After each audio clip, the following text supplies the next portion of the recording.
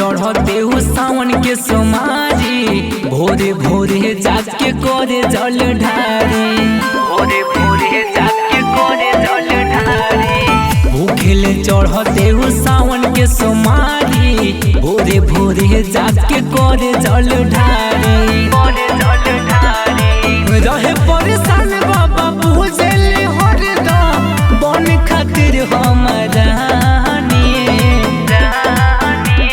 मंदिर रोज ढारी गंगा पानी, पगली महादेव के दीवानी।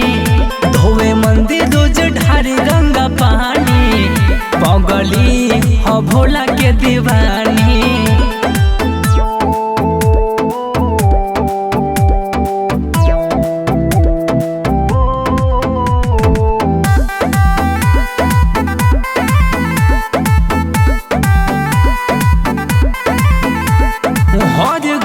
जब देखा रहे लीन हो, भोला के भक्ति के बिया सहोकीन हो, भोला के भक्ति के बिया सहोकीन हो।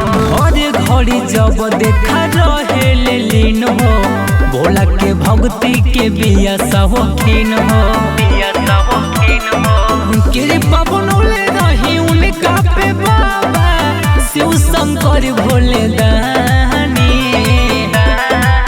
धोवे मंदिर रोज ढार गंगा पानी, पगली हो भोला के दीवानी।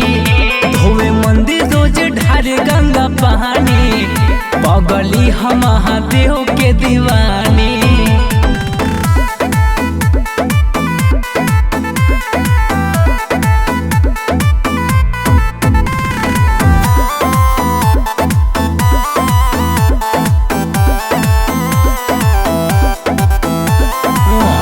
से बेसी महादेव के हो जाने, हमारा के लागे ऊ नहीं के माने, हमारा के लागे ऊ नहीं के माने।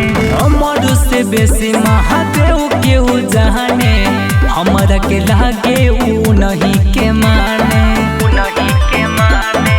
धन से पीयूष के भक्ति सिखावे, अनुज पूजे औघरदानी।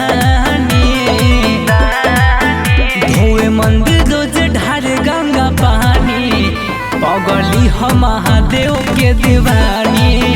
धोवे मंदिर रोज ढार गंगा पानी, पगली हो भोला के दीवानी।